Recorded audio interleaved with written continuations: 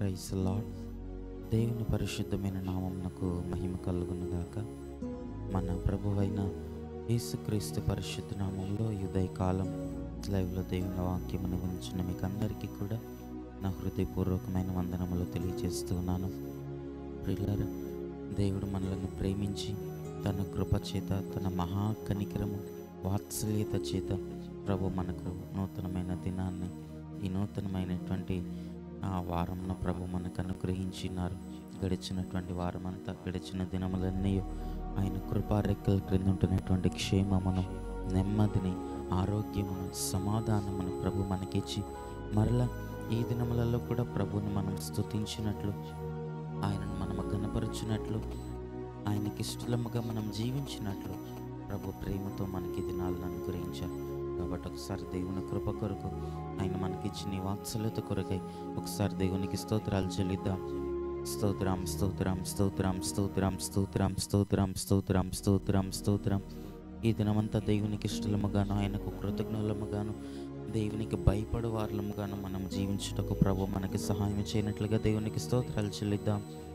స్తోత్రం, స్తోత్రం, స్తోత్రం, స్తోత్రం, స్తోత్రం, స్తోత్రం, స్తోత్రం. ఆమేన్. మంచిది. కొద్ది నిమిషాలు దేవుని యొక్క వాక్యమును ఈ ఉదయకాలం మనం ధ్యానించుకుందాం. చూడండి, బైబిల్ గ్రంథంలో నుండి ఈ ఉదయకాలం దేవుని యొక్క వాక్యమును మనం ధ్యానించుకున్నట్టు కొరకు లూకాసు వార్త మొదటి అధ్యాయము 50వ వచనాన్ని బైబిల్ గ్రంథంలో మనం చదివినప్పుడు అక్కడ ఈ విధముగా వ్రాయబడుతున్నది: ఆయనకు భయపడు వారి మీద ఆయన కనికరము తరతరములుండును అని బైబిల్ గ్రంథంలో మనం చదువుతూ ఉన్నాం. దైవనామానికి మహిమ కలుగునగాక. హల్లెలూయా. ప్రియులారా, తల్లి అయినటువంటి భక్తురాలు అక్కడ మాట్లాడుచున్నటువంటి ఆ మాటలను మనం అక్కడ చదివినప్పుడు, దేవునికి భయపడు వారి ఎడలట, దేవునికి ఎవరైతే భయపడతారో, దేవుని వాక్యమునకు, దేవుని కృపకు, దేవుని మాటకు, దేవుని యొక్క ఆజ్ఞకు, దేవుని సన్నిధానమునకు ఎందరైతే భయపడతారో వారి మీదట ఆయన కనికరము తరతరముల వరకు ఉంటుంది అని మాట్లాడుతూ బైబిల్ గ్రంథంలో మనం చదువుతూ ఉన్నాం. దేవునామానికి మహిమ కలుగునుగాక. దేవునికి భయపడేటువంటి వారికి, దేవునికి వాక్యమునకు భయపడేటువంటి వారికి, దేవుని ఆజ్ఞకు, దేవుని యొక్క మాటలకు భయపడేటువంటి వారి కాడ దేవుని కనికరం ఉంటుందట, దేవుని కృప ఉంటుందట. ఆ కనికరం కూడా ఒకరోజు కాదు, 2 దినములు కాదు, ఒక తరము కాదు, 2 తరములు కాదు, తరతరముల వరకు ఆ కృప అలా కొనసాగుతూనే ఉంటుందట. అంతటి కృపను మనకు అనుగ్రహించేటువంటి దేవుడట, అంతటి జాలి కలిగినటువంటి దేవుడట మన దేవుడు, అంతటి దయ కలిగినటువంటి దేవుడట మన దేవుడు. ఒక్కరోజు దేవుని దగ్గర మనము భయభక్తులు కలిగి నడుచుకొనగలిగితే, మనకి ఆత్మీయ జీవితాల్లో దేవుని దగ్గర భయభక్తులు కలిగి నడుచుకునటం మనము అలవాటు చేసుకునగలిగితే, ప్రతి దినము దేవుని దగ్గర మనం వెళ్ళి భయభక్తులతో దేవుని స్తుతించి, భయభక్తులతో దేవుని సేవించి, భయభక్తులతో నడుచుకునేటువంటి ఆ భాగ్యమును దేవుని దగ్గర మనం పొందుకొనగలిగితే, సంవత్సరముల తరతరముల వరకు దేవుడు మనకు కృప చూపిస్తూనే ఉంటాడట, కనికరము చూపిస్తూనే ఉంటాడట. శోధనలో ఉన్నప్పుడు, శ్రమలో ఉన్నప్పుడు, ఇబ్బందుల్లో, ఇరుకులో ఉన్నప్పుడు ఆయన కనికరం కలిగిన హస్తముతో మనలను లేవనెత్తేటువంటి దేవుడుగా మన దేవుడు కనబడుచు ఉన్నాడు. దేవుని నామానికి మహిమ కలుగునుగాక. ఎప్పుడు ఇటువంటి కార్యములన్నీ ప్రభు మన జీవితంలో చేస్తారనగా, ఆయనకు మనం భయపడినప్పుడు, ఆయన వాక్యమునకు మనం భయపడినప్పుడు, ఆయన సన్నిధానమునకు మనం భయపడినప్పుడు, భయముతో ఆయనను మనం సేవించినప్పుడు ప్రభు దగ్గర ఇటువంటి కృపను మనం పొందుకొనగలుగుతాం.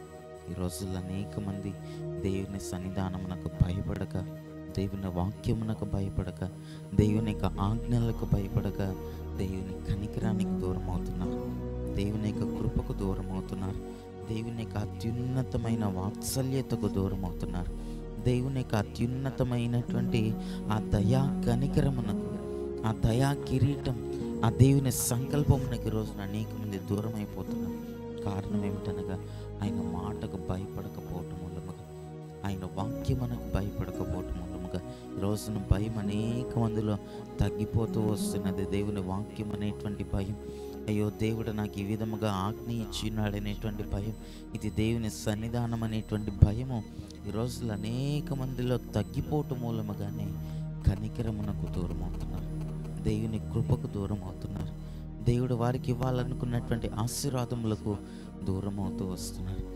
కానీ దేవుని వాక్యం అంటుంది కదా, మీరు నా దగ్గర భయపడగలిగితే, మనం ఆయనకు భయపడగలిగితే, మనం ఆయనకు లోబడగలిగితే, మనం ఆయన వాక్యమునకు, ఆయన సన్నిధానమునకు, ఆయన మాటకు, ఆయన ఆజ్ఞకు మనం భయపడి నడుచుకొనగలిగితే ఆయన కనికరమున ప్రభు మన ఎడలో చూపిస్తాడట.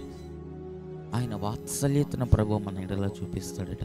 ప్రతిరోజు మన కొరకు ఒక నూతనమైన వాత్సల్యతను ప్రభు సిద్ధపరిచి ఉంచుతాడట. ప్రతి దినము ఒక నూతన వాత్సల్యతను ప్రభు మన కొరకు సిద్ధపరుస్తాడట.